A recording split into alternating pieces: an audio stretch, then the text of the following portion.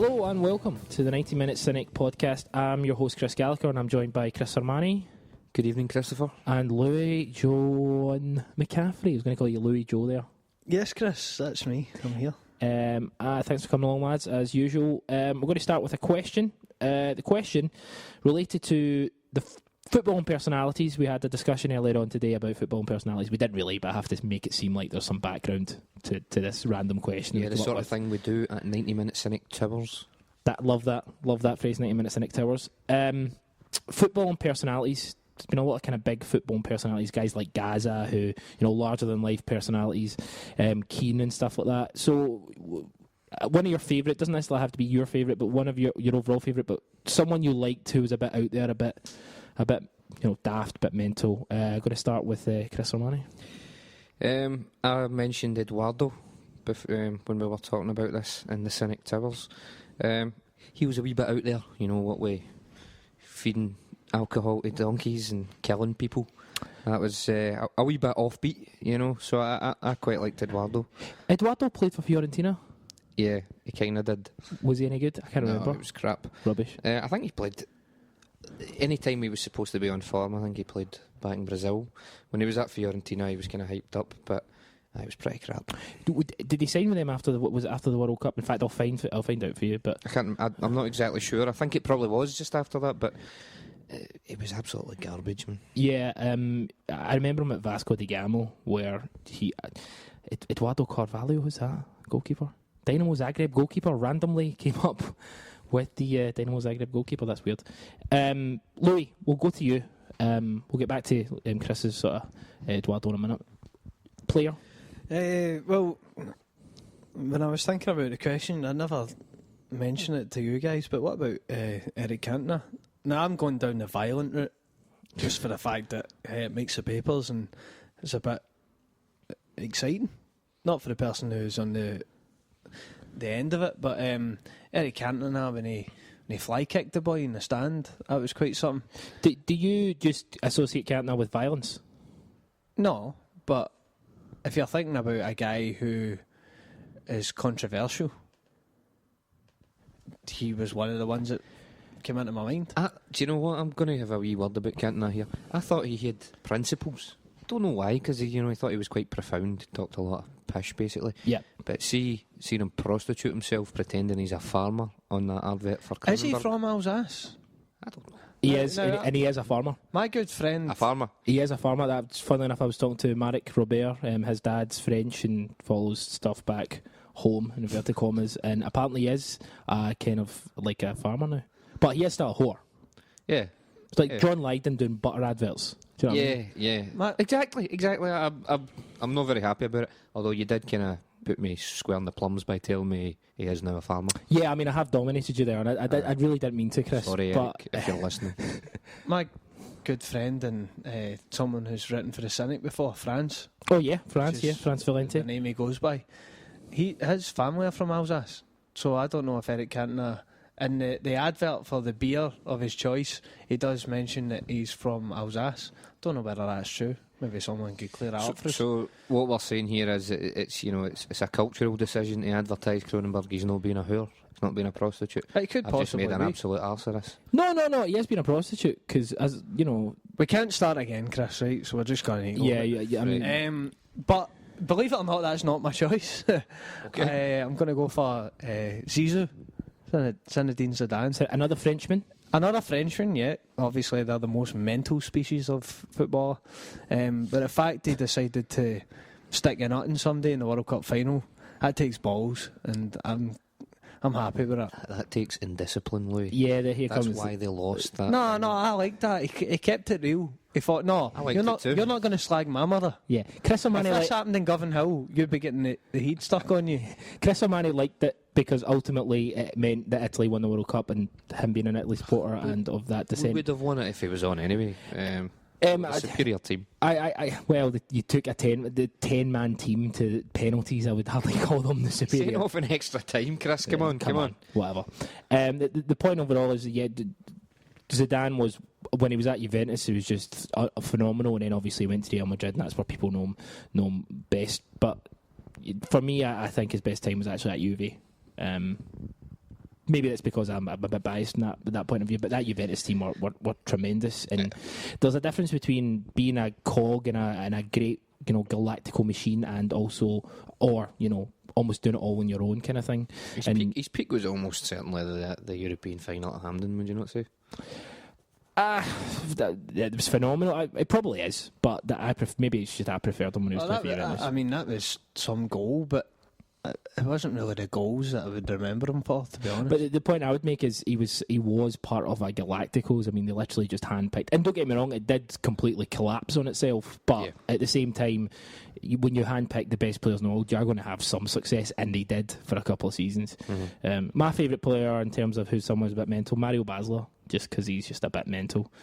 He was a bit mental. A bit off his head. There was a really funny story where he'd got back into when he was playing for Bayern, when he was playing for Kaiserslautern, he'd get back into the Germany squad, and the manager, there was a match between Holland and Germany, and he was in the squad. Terrific stuff.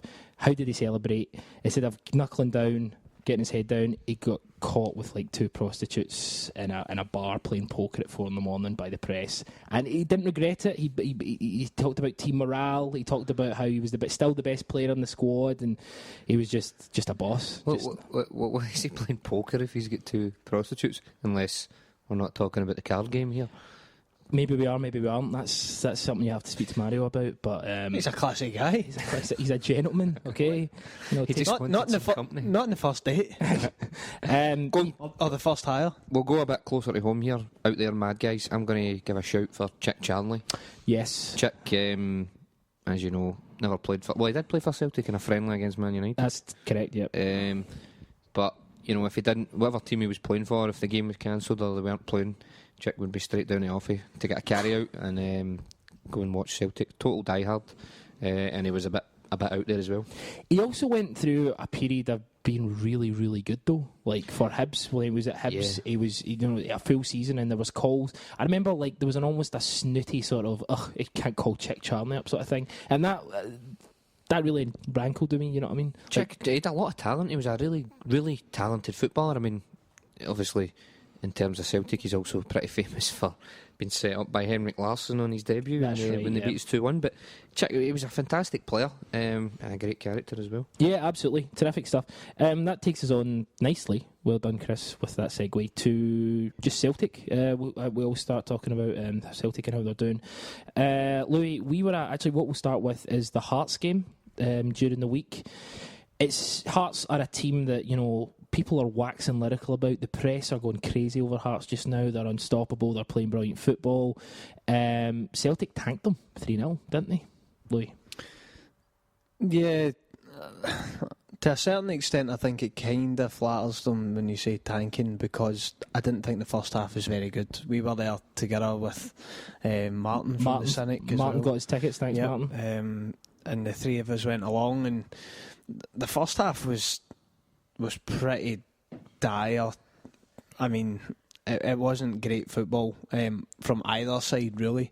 Hearts started the better. They started quite brightly and put a lot of pressure on us. But I didn't think Celtic really done very much first half. Second half is a different story. Azagiri was brilliant. Second half, brilliant in an attacking sense. Defensive kind of duties, I don't know.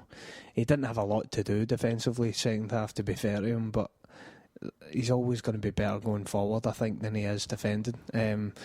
But kind of cutting in between the kind of midfielder and the fullback, he was always pretty good at that, and making runs into the box.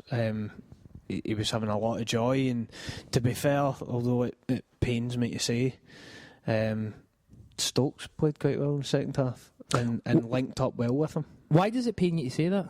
Because I don't like him. Chris, person? No, I kind of feel as if I'm being overly harsh on him the past few weeks, but there's just a part of me feels like it's almost getting to the way of he has to be shoehorned into the team, like Mulgrew has been in the past, and how some other players are in the past, where we've watched him, and fair enough, he's playing out in a wider position now, and he's not kind of through the middle, but I still don't think he's been that great, and it feels as if Dyla, for example, in the Hearts game, Dyla had Tonev, a winger, on the bench. He played Stokes in a wide position rather than him. Is that because Dyla honestly feels as if Stokes is better in that position than Tonev? I don't know. And if he had, maybe he's got his tactical reasons, and we don't know that. That's fair enough. But my worry with Stokes is he's not doing enough, and he's being put in the team. And I worry about the kind of dynamic in the dressing room, whereas there's a kind of hierarchy like I spoke about before. But to be fair to him, in the Hearts game, second half, he did play well, and he did link up well with Zagiri, so we have to give him his due. Chris? I don't know if Louis reading too much into it. I think... I don't know if Dyla rates him as a player, well, that sounds a bit daft, but I think he sees something in terms of leadership with Stokes. I may be completely wrong here, but the impression I get is I think he thinks that Stokes has got a lot of sway in the dressing room. He's got a lot of pull, and he can influence people. So you keep him on side, you keep some members of the squad on side? Possibly, and I think that he thinks that Stokes can help him convey what he wants to do on the pitch. I don't know why I feel that, other than I've just got an inkling that could be the case, because he seems to persevere with him. He seems to be quite proactive in playing him and trying to get him to do what he can. That I just got a wee feeling that might be the case. And as Louis said, it was quite good. I mean, Stokes, see when Stokes is bad, things, like the Motherwell game when he gave the ball away in the middle of the park, he's really, really bad, and I'm not a huge fan of him.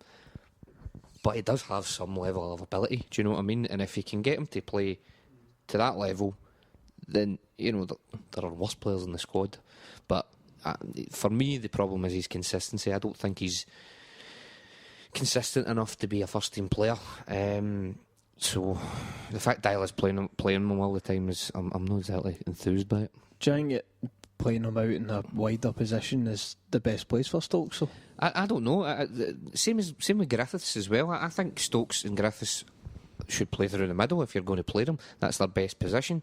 This is a kind of a thing with Celtic. They always kind of try and shunt players out wide to accommodate them and stuff like that. In terms of their best position, it's through the middle. Putting them out wide, you're not going to get the best out of them. I can understand why you try and do it, because you want to get as many players of the players you want in the team into the team, but you're not going to get the best of them. What kind of pains me a little bit is, we've discussed about how top heavy we are at times, over the last couple of weeks. We're top heavy, but we're still not creating enough chances. I mean, that's the thing. We've got Stokes out wide. We're playing three strikers. But we're not creating chances. Now, if we're creating chances and we're missing them, you're thinking, well, fair enough, we just need to get in a flow. But we're just not creating enough chances. It's that lack of creativity that stifled us. It stifled us for many seasons now. We know that we're going to come up against 90% of the teams we play at Celtic Park in the SPL are going to sit in, so we'll need to break them down in order to beat them. But you would, as I said in the podcast recently, you want a player who's going to be able to kind of pick the pocket and play a clever pass to get through. We don't seem to be doing that. We're still trying to get a lot of wide players on the ball to try and get the ball in, and we're not going to have the room to do that. This isn't new. We know that we need somebody to do that, and yet here we are, sitting where we are under Dyla, and we've not got that player. Yeah, I mean, I think, when we were very excited when Dyla took over, if you told me in July that Anthony Stokes would be starting for Celtic at this point in the season, I would be pretty disappointed. Now, we do kind of rag on Stokes, but Stokes is a good player, there's no doubt. He does have, a lot more technical ability than, some of the players in the squad.